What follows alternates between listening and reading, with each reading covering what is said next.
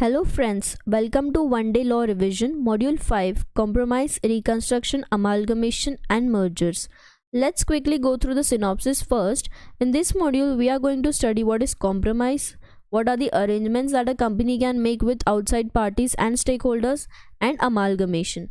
Then sanction, duties and power of tribunal, power to compromise or to make arrangements with creditors and members, reconstruction and amalgamation of company, modes of reconstruction, declaration and payment of dividend in above cases, fast track mergers, amalgamation of companies by central government in public interest. So let's get started. सबसे पहले section number 230 जो power देता है power to compromise और make arrangements with creditors and members. अब compromise यानी क्या कि कंपनी क्रेडिटर या उसके मेंबर्स को बोल रही है कि लेट्स कॉम्प्रोमाइज़, कि हम लोग इशू को सेटल कर लेते आपस में, थोड़ा सा तुम कॉम्प्रोमाइज़ करो थोड़ा हम करते, या अरेंजमेंट्स की कैसे उनका पेमेंट करना है. वेर कॉम्प्रोमाइज और arrangement is proposed between home company and it's creditors और एनी क्लास ऑफ देम, या तो कंपनी और मेंबर और एनी क्लास ऑफ देम. तो ट्रिब्यूनल क्या करेगा, एक ऐसा अरेंजमेंट है तो ट्रिब्यूनल को एप्लीकेशन हुआ. ट्रिब्यूनल में ऑन द एप्लीकेशन कौन देगा, या तो कंपनी या तो क्रेडिटर या तो मेंबर या तो members as may be called, company और any other person by whom an application is made.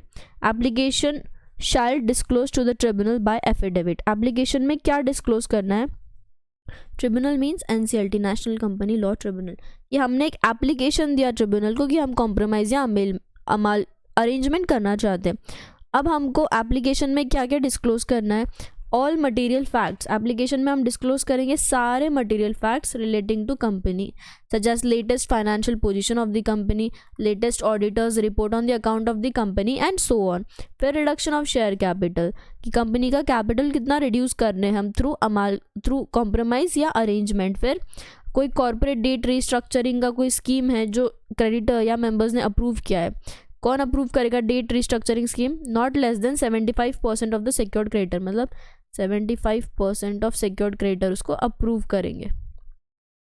Creditors responsibility statement in the prescribed form से, अब उसमें क्या क्या रहेगा, इंक्लूडिंग डेट रिस्ट्रक्चरिंग में creditors responsibility statement, safeguard for the protection of other secured and unsecured creditor, report by the auditor that the fund requirement of the company after the corporate debt restructuring as approved shall conform to the liquidity test. फिर क्या है, where the company proposes to adopt the corporate debt restructuring guidelines specified by RBI. अगर corporate debt restructuring हो रहा है, restructuring मतलब क्या, हम creditors को बोल रहे हैं कि कुछ कम कर दो अमाउंट, या इंटरेस्ट रेट कम कर दो, या जो पेमेंट के ड्यू डेट से उसको चेंज कर दो कि मंथली की जगह 2 मंथ्स में पेमेंट होगा या क्वार्टरली पेमेंट होगा, या थोड़ा सा प्रिंसिपल अमाउंट कम करवा लो, या क्रेडिटर को थोड़े से इक्विटी इशू कर दो. तो दैट इज डेट रिस्ट्रक्चरिंग. फिर valuation report in respect of the shares and the property and all assets tangible intangible movable improve of the company by registered valuer, कि तुमको एक वैल्यूएशन रिपोर्ट देना है कि कंपनी के शेयर्स और property का वैल्यू क्या है. मतलब this are the disclosures by applicant to NCLT. ये क्या है, सारे डिस्क्लोजर्स है कि कंपनी एनसीएलटी को क्या क्या डिस्क्लोज करेगी, material facts, reduction of share capital, कोई कॉर्पोरेट डेट रिस्ट्रक्चरिंग का स्कीम है तो वो सब. अब उसके बाद क्या, where a meeting is propose to be called. अब एक मीटिंग होने वाली है in pursuance of order of tribunal आएगा, a notice of meeting shall be send to. तो फिर हम मीटिंग का जो नोटिस है वो किसको भेजेंगे, creditors, members, debenture holders, individually at registered address registered with the company. हम ये जो नोटिस ऑफ मीटिंग है उनको उनके एड्रेस पे भेजेंगे. Which shall be accompanied by a statement disclosing the detail of compromise और अरेंजमेंट. जो मीटिंग का नोटिस है उसके साथ एक स्टेटमेंट जाएगा कि हम कॉम्प्रोमाइज कैसे कर रहे हैं, अरेंजमेंट कैसे करेंगे, उसके डिटेल्स जाएंगे. फिर जो वैल्यूएशन रिपोर्ट हमने वैल्यूअर से ली थी वो रिपोर्ट जाएगा, explaining the effect on creditors, KMP, promoter, non-promoter members, debenture holders, and the effect of compromise or arrangement on any material interest of the director of the company or debenture trustee and such other matter as may be prescribed. अब क्या बोला है, meeting का notice तो गया, notice shall provide that person to whom the notice is sent may vote in the meeting. अब जो person को नोटिस गया will have the right to vote either themselves, या तो खुद से या तो थ्रू प्रॉक्सी, मतलब उसके बिहाफ पे कोई और पर्सन जा रहा है, और by postal ballot to the adoption of the compromise or arrangement within 1 month from the date of receipt of notice. जिस दिन नोटिस आया उसके 1 महीने तक या तो तुम खुद से वोट कर दो प्रॉक्सी के थ्रू, या पोस्टल बैलेट में तुम 1 महीने तक रिप्लाई कर सकते हो कि कॉम्प्रोमाइज अरेंजमेंट में तुम्हारा वोट इन फेवर है या अगेंस्ट है. नोटिस अंडर सबसेक्शन 3 जो हमने यहाँ नोटिस देखा, along with all documents in such form as may be prescribed shall be send to CG. जो नोटिस है वो सीजी को जाएगा along with documents. Income tax authority plus Reserve Bank of India, SEBI, registrar मतलब ROC, respective stock exchange, official liquidator, competition commissioner of India etcetera. Where at the meeting held in pursuance of subsection 1, जहाँ meeting हो गई, majority of persons representing 3/4 in value, 3/4 value of creditors और class of creditors या members as the case में भी voting in person या proxy या postal ballot agree, अगर उन्होंने अग्री कर दिया तो, and if such compromise is sanction bye tribunal same shall be binding on company, creditor, class of creditor, members या मेंबर्स की क्लास को. अगर ये अग्री हो गया मीटिंग में कि कॉम्प्रोमाइज अरेंजमेंट हम मानते हैं, 3/4 वैल्यू ऑफ क्रेडिटर ने अग्री किया, ट्रिब्यूनल ने भी सैंक्शन कर दिया, तो फिर it will be binding on company, creditor, class of creditor, members या class of members. Order made by the tribunal shall provide for all or any of the following matters. क्या matters? Whether the compromise or arrangement provides for conversion of preference into equity, such preference shareholder shall be given an option to either obtain arrears of dividend in cash or accept equity shares equal to the value of dividend payable. क्या बोला है कि हमने preference share holders को बहुत time तक dividend नहीं pay किया था, तो यू हैव एन ऑप्शन कि अब तुम इक्विटी में कन्वर्ट कर लो या डिविडेंड इन अरियर तुम इन कैश मांग सकते हो. दूसरा, protection of any class of share holder. फिर इफ द कॉम्प्रोमाइज और arrangement results in variation of share holders right, तो फिर सेक्शन 48 लग जाएगा. Section 48 talks about variation in share holders right. If the compromise और arrangement is agreed by the creditor under subsection 6, any proceeding pending before the board for industrial and financial reconstruction IFR under section 4 shall abate. Such other matter including exit offer to dissenting shareholder if any are in the opinion of tribunal necessary to effectively implement the terms of compromise or arrangement. Order of tribunal shall be filed with the registrar. अब जो tribunal का order है वो हम ROC को file करेंगे within 30 days on the receipt of order.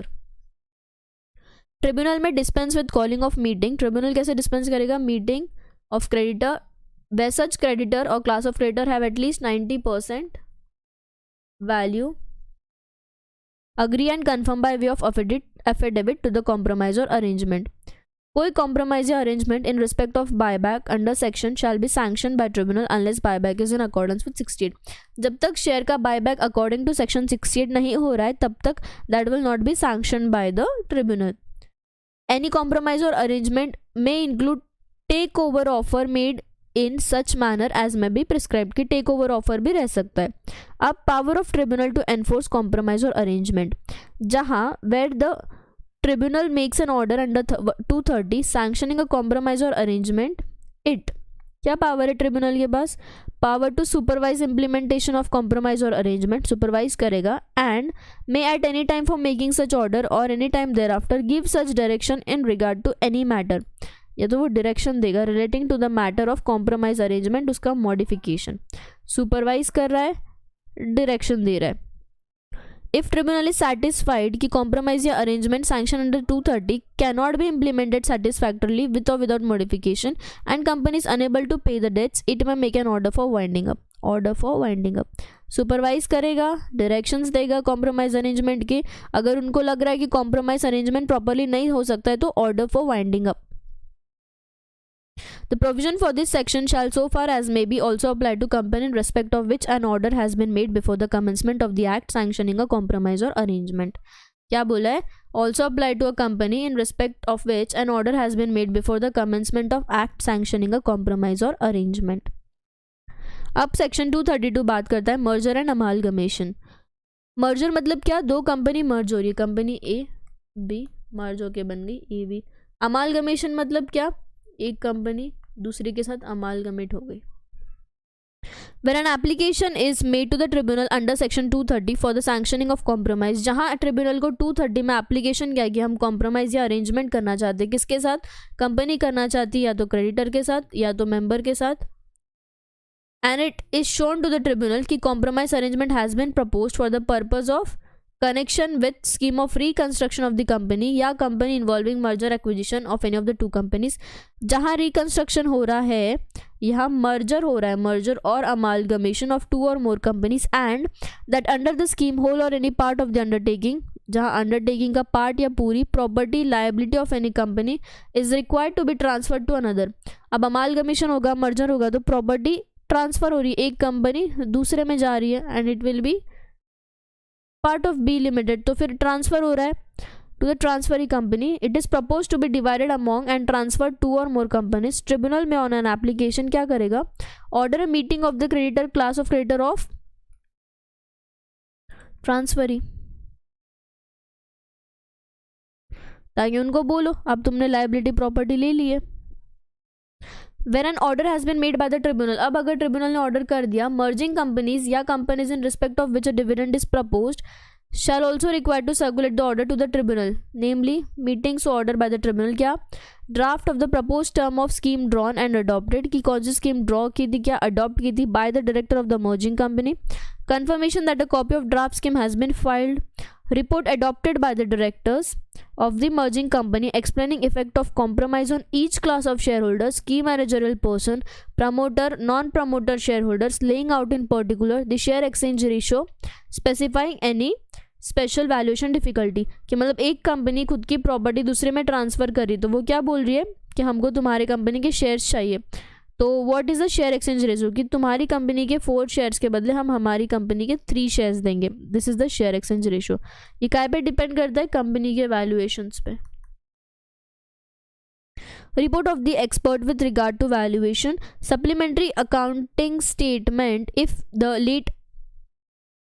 if the last annual accounts of any of the merging company relate to a financial year ending more than 6 months before the first meeting of the company summoned for the purpose of approving the scheme। अब क्या tribunal satisfied है? Tribunal after satisfying itself that the procedure specified in subsection 1 to have been compliant, फिर वो क्या करेगा? By order sanction the compromise arrangement subsequently. Transfer of the transferee company whole or the part of the undertaking property to the transferor company from a date to be determined by the parties unless the tribunal for reasons to be recorded in writing। Allotment or apportionment by the transferee company of any share, debenture or other like instrument in the company which under the compromise arrangement are to be allotted by that company to or by any other person। अब share का allotment होगा, हमने जो देखा share exchange ratio decide होता है।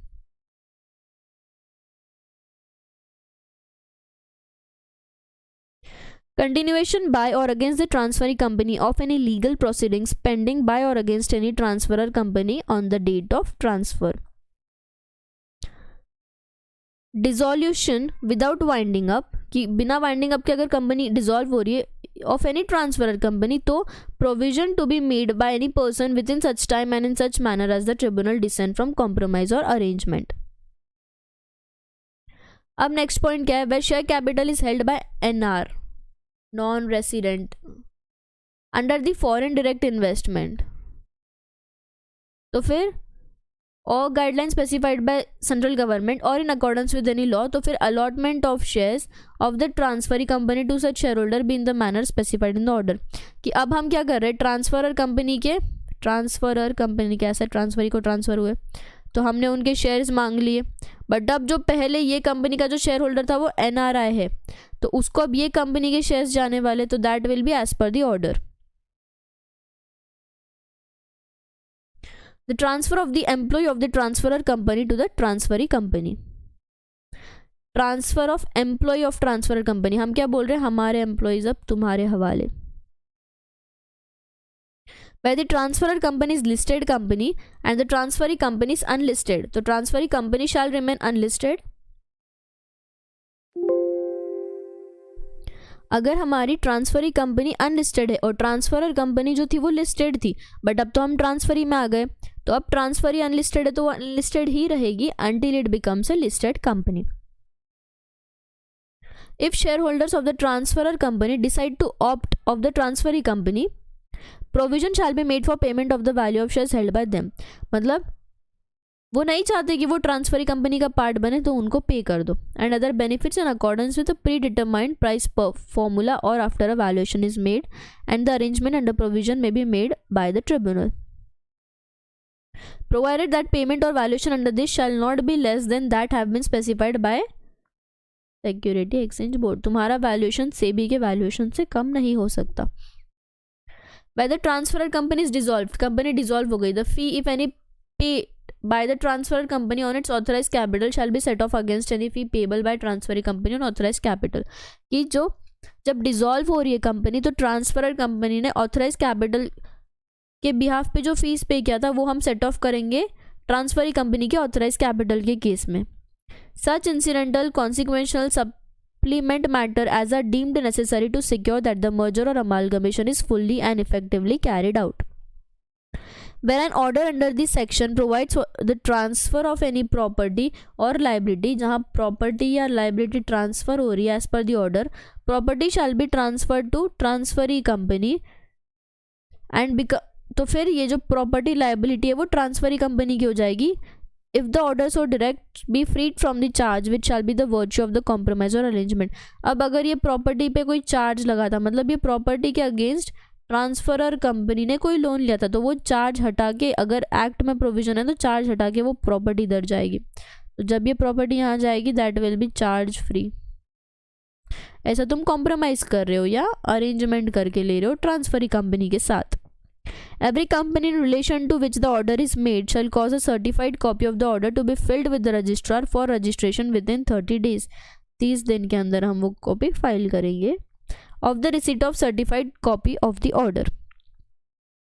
Scheme under this section shall clearly indicate an appointed date. इसमें एक appointed date रहेगी स्कीम में, which it shall be effective and the scheme shall be deemed to be effective from such date and not at the date subsequent to the appointed date.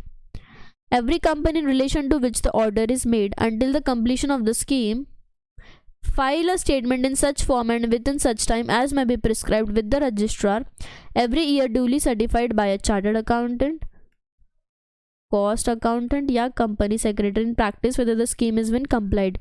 कि तुमको उनका certificate लेना है कि जो scheme decide हुई थी that have been correctly completed in the prescribed manner. If a transferor company or a transferee company contravenes the provision, अब इन्होंने अगर प्रोविजन कॉन्ट्रावेन की तो ट्रांसफरर और ट्रांसफरी जिसने भी कॉन्ट्रावेन किया उसके लिए फाइन है not less than 1 lakh but which may extend to 25 lakh. और officer in default of both the company shall be punishable with imprisonment up to 1 year, fine not less than 1 lakh which may extend to 3 lakh और both. Merger और amalgamation of certain companies. अब हमने देखा कि 230, 232 में जो भी था वो छोड़ के अ स्कीम ऑफ मर्जर और अमालगमेशन में भी entered. Scheme of merger amalgamation किसके बीच में? 2 और more small companies between a holding and its wholly owned subsidiary और such other class of company as may be prescribed. Namely क्या? Notice of the proposed scheme inviting objection और any suggestion. किसको जाएगा notice?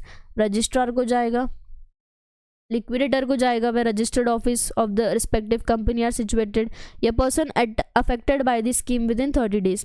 जो भी person को affect होगा ये स्कीम के वजह से उनको हम एक प्रपोज्ड स्कीम का नोटिस सबमिट कर देंगे. फिर उनका कुछ ऑब्जेक्शन है, सजेशन है तो हम वो वेलकम करते हैं. जो भी ऑब्जेक्शन या सजेशंस आएंगे उसको हम कंसीडर करेंगे. कहाँ? मतलब कंपनी कंसीडर करेंगी in the respective general meeting and the scheme is approved by the respective members or class of members at general meeting holding at least 90% of total number of shares. 90% लोग उसको approve करेंगे. Each of the company involved in merger files a declaration of solvency. उनको एक declaration of solvency file करना पड़ेगा जो भी ये merger plan में है, scheme में है, in the prescribed form या manner to the registrar ROC को and place where the registered office of the company is situated. Registrar कहाँ का? जहाँ कंपनी सिचुएटेड है. The scheme is approve by majority representing 9/10 in value of creditor और class of creditor. और share holder के case में बोला था 90% of total number of shares. In a meeting convent bye the company by giving a notice of 21 days along with the scheme to its creditors for the purpose of otherwise approved in writing. The transferee company shall file a copy of the scheme, transferee company क्या कर रहा है, copy of scheme so approved in the manner as may be prescribed with the central government registrar and official liquidator where the registered office of the company is situated. ठीक है.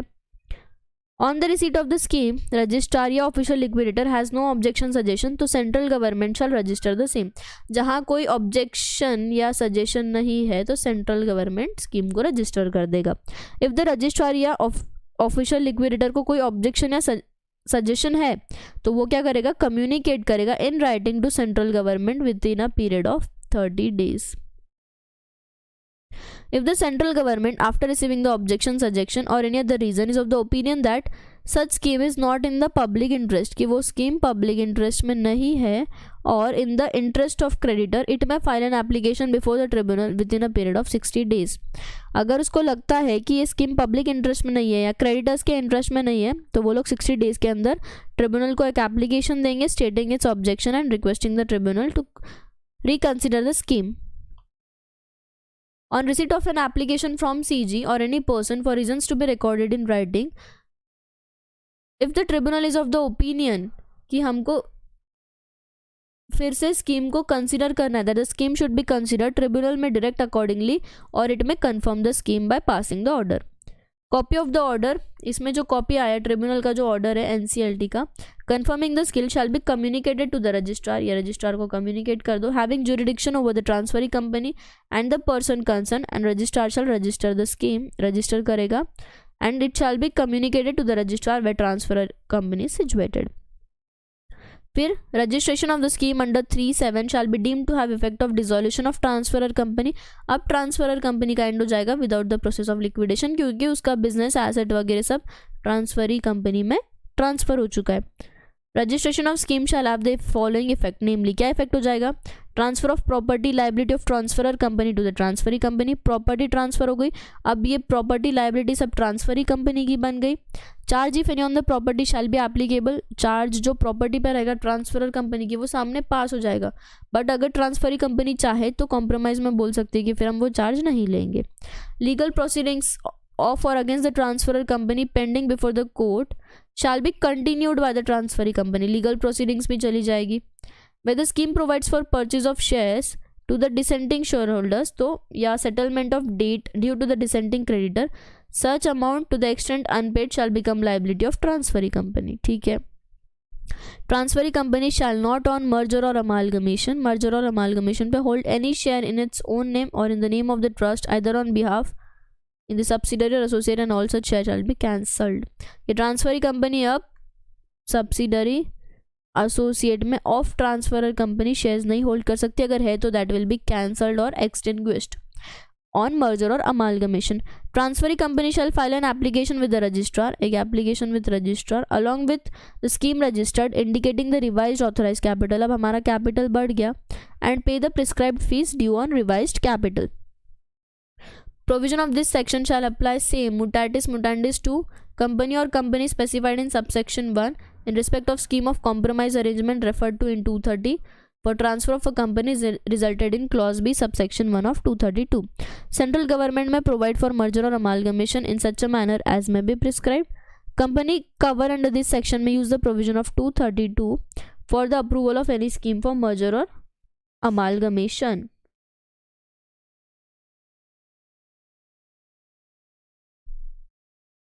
Sanction duties and powers of tribunal. अब क्या बोला, national company law tribunal is the outcome of Eradi committee.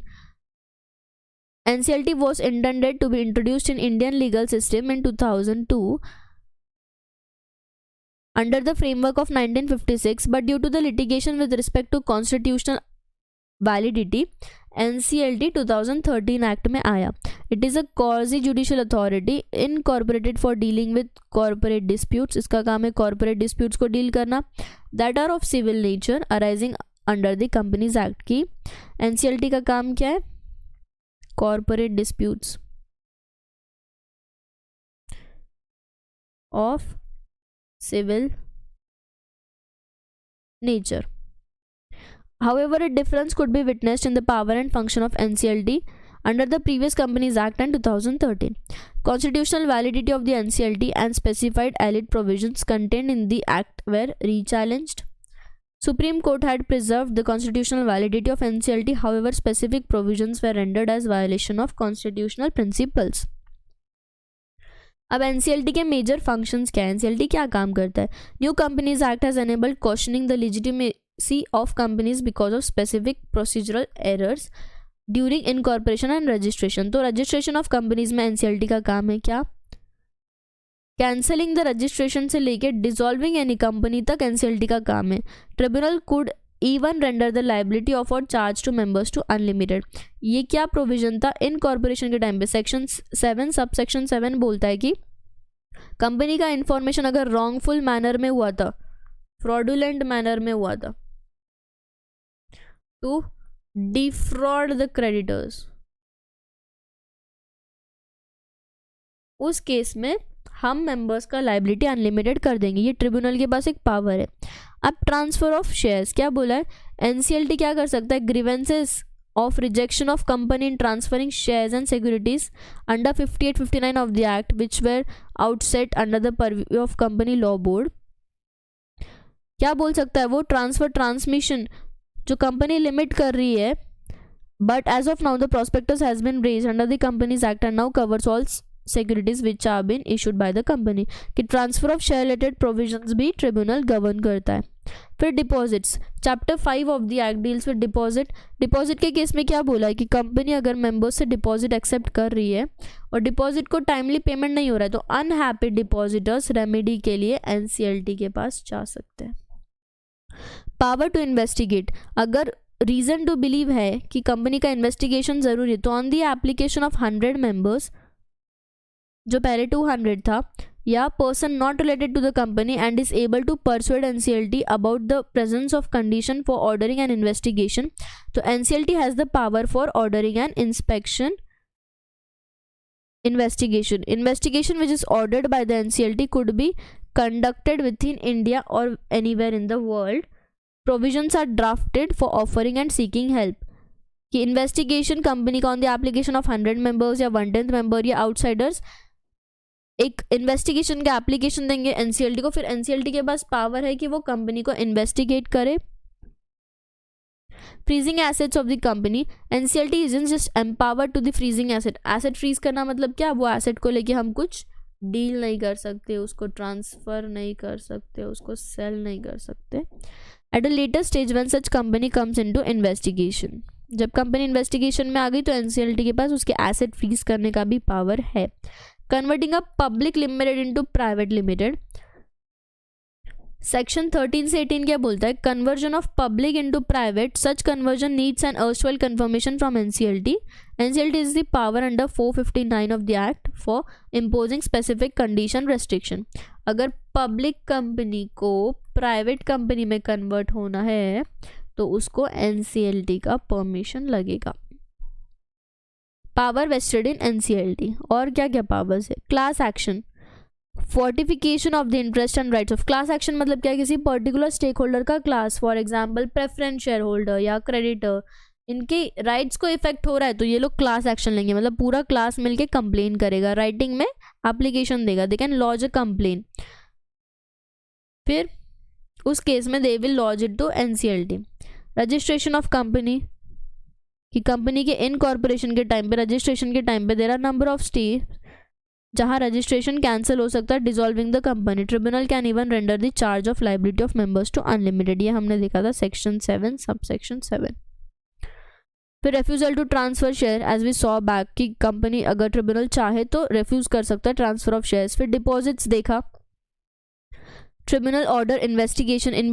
Investigation में देखा कि अगर members चाहे तो ट्रिब्यूनल को बोल सकते they can order for investigation. Power to freeze assets, कि इन्वेस्टिगेशन में आगे हम एसेट्स भी फ्रीज कर सकते. Conversion of public company into private company, वहाँ ट्रिब्यूनल लगेगा. Tribunal convene AGM, share holder opinion is assessed by the company time to time in its general meeting. AGM EGM under section 97-98 of the Act to direct the company or on its capacity or to organize general meeting or the defaulters of the company. Modes of reconstruction, अब reconstruction कैसे होता है? Corporate restructure मतलब क्या? Restructuring process undertaken by business enterprise for the purpose of bringing about a change for the better and to make the business competitive। कि restructuring process business enterprise undertake कर रही है कि हम कंपनी में एक better change लाए to make the business competitive। अब restructuring में mergers होते हैं, demerger होता है, reverse merger, disinvestment, takeover। merger मतलब क्या? combination of two or more companies X, Y, Z तीनों का merge होके एक कंपनी बन गई XY Limited, which can be merged together either by way of amalgamation or absorption।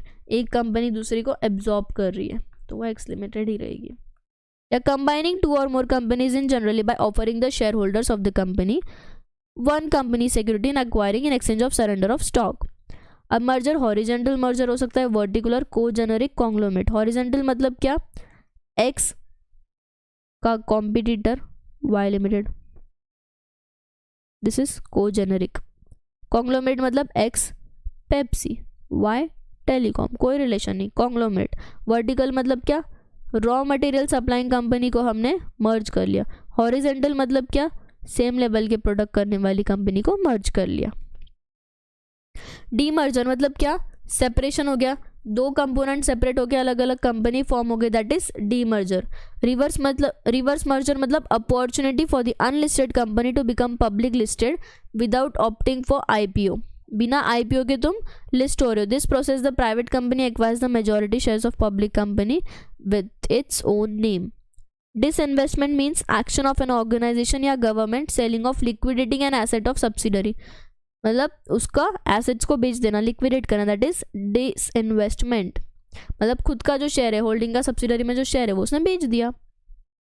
Take over acquisition, take over means acquirer takes over the control of the target company की, जो target company है उसको acquire करने के लिए acquirer company ने उसको acquire किया, उसकी शेयर होल्डिंग थ्रू या थ्रू एसेट्स, एनीथिंग।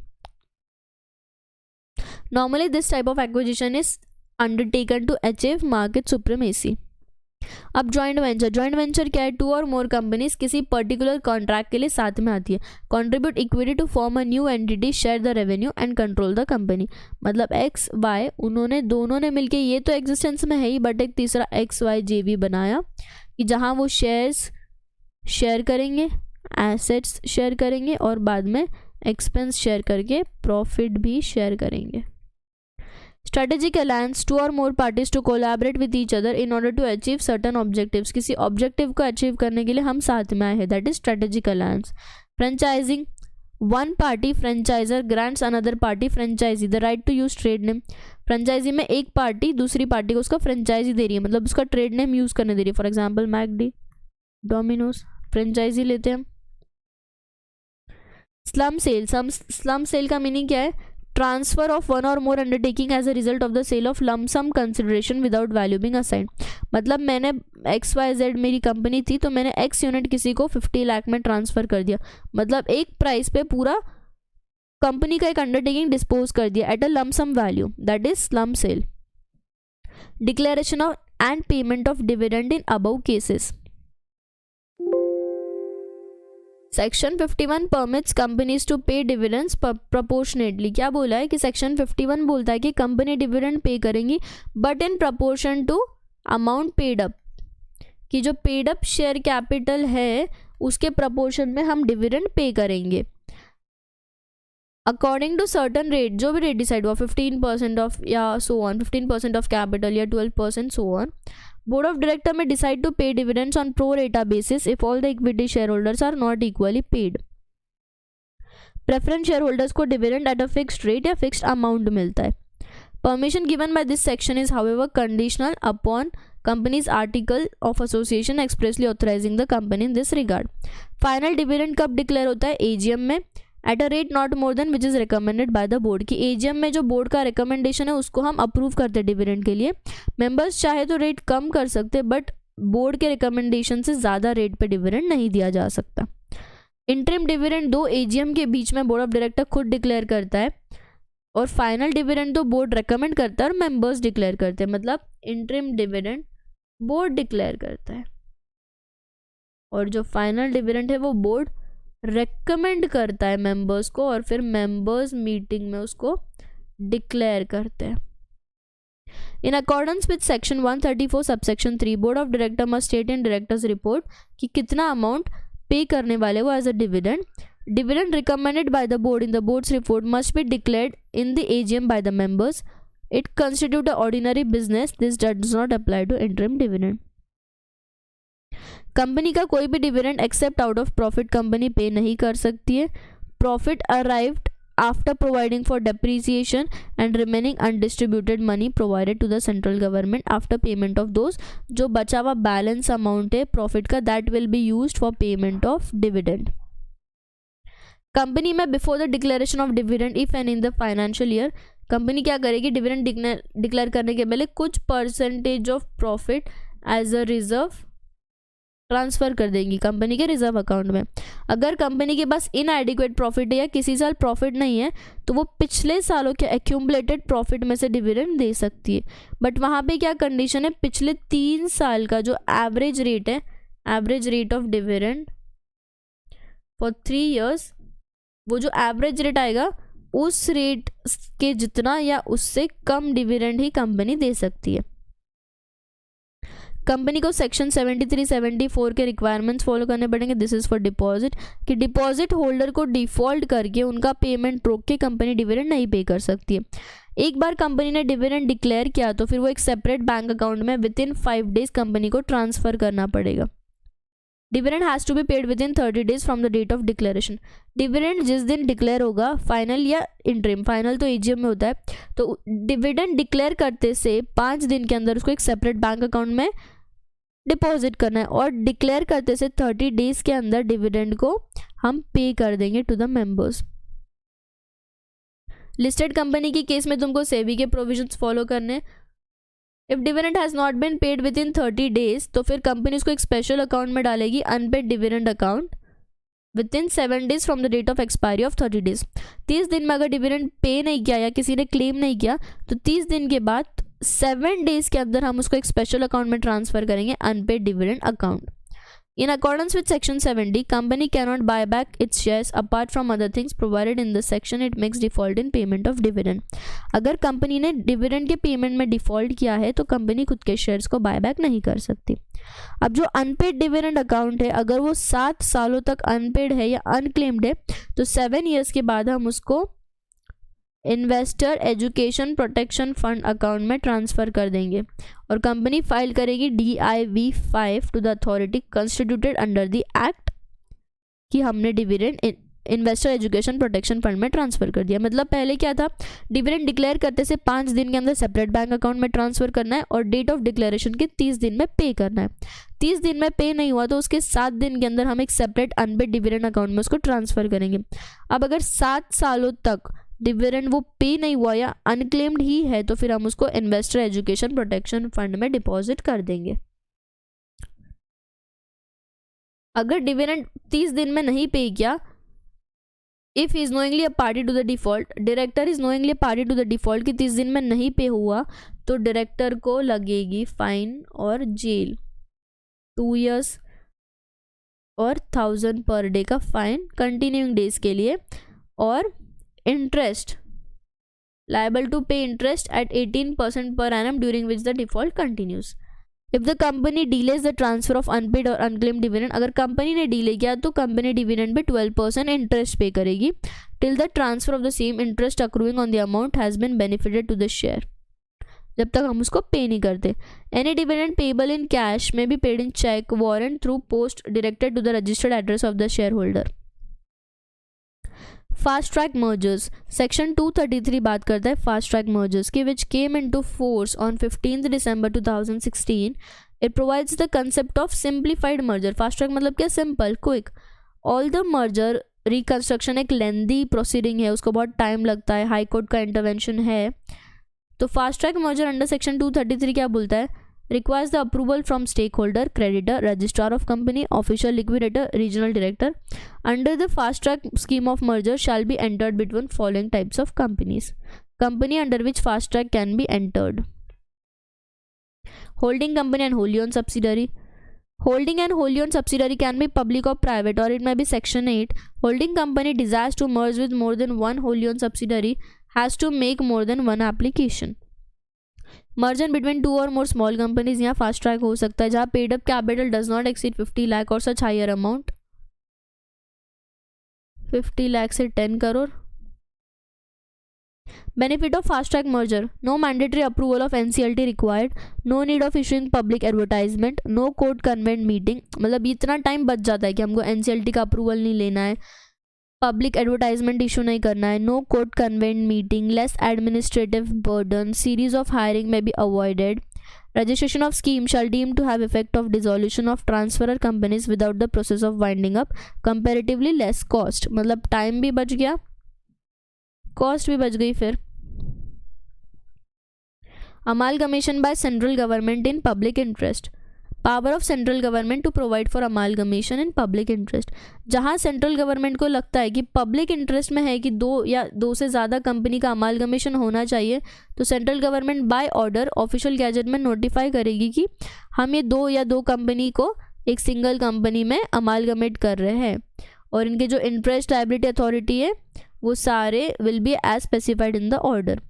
अब सब सेक्शन 1 का ऑर्डर है that provides for continuation by और against the transferring company, legal proceedings pending by और against the transferor company, any such consequential incidental and supplement provision as may in the opinion of central government be necessary to give effect to the amalgamation. Every member creditor including a debenture holder of each of the transferor companies before the amalgamation shall have as nearly as may be the same interest or right against the transferee company as he had in the company of which he was originally a member or creditor. मतलब member creditor debenture holder को जो transferor company के थे अब उनको transferee company में same right मिलेंगे. अगर राइट से interest less than the original company है तो उसको फिर कंपेंसेशन मिलेगा by the authority and it shall be published in the official gazette, and the compensation so assessed shall be paid to the member or creditor concerned. Any person aggrieved क्या कर सकता है, within a period of 30 days from the date of publication of such assessment in official gazette, क्या करेगा, appeal करेगा tribunal को कि तुम ऐसे मत करो. No order shall be made unless copy of the proposed order has been sent. Time for preferring appeal, मतलब जो 30 डेज का टाइम है that has not been disposed of, वो टाइम खत्म नहीं हुआ. Central government after considering and made such modification if any in the draft order as it deems fit, the light of suggestion and objection which may be received by it from any such company within such period not less than 2 months from the date on which copy of aforesaid is received by that company. Copies of every order made under this section shall as soon as may be thereafter has been made be laid before each house of parliament. Let's again go to synopsis once.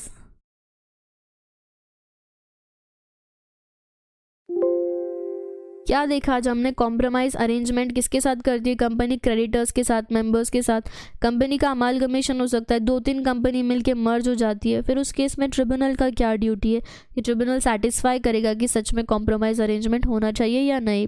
फिर reconstruction हो जाता है, amalgamation, फिर modes of reconstruction देखे हमने, फिर declaration and payment of dividend 7 दिन, 5 दिन, 30 दिन कि 5 दिन में तुमको सेपरेट बैंक अकाउंट में ट्रांसफ़र करना है, 30 दिन में पे करना है, नहीं पे किया तो 7 दिन के अंदर अनपेड डिविडेंड अकाउंट में ट्रांसफ़र करना है. वो भी अगर 7 सालों तक क्लेम नहीं हुआ तो इन्वेस्टर एजुकेशन प्रोटेक्शन फंड में. कंपनी अगर टाइम पे पे नहीं कर पा रही तो 12% rate of interest. Fast track merger जहाँ टाइम बचता है, कॉस्ट सेव होती है, कंप्लायंसेस कम है. Amalgamation of companies by central government खुद से भी कर सकती है इन पब्लिक इंटरेस्ट. जिसको प्रॉब्लम है वो एप्लीकेशन देगा ट्रिब्यूनल को. So I hope you're clear with the topic. Thank you.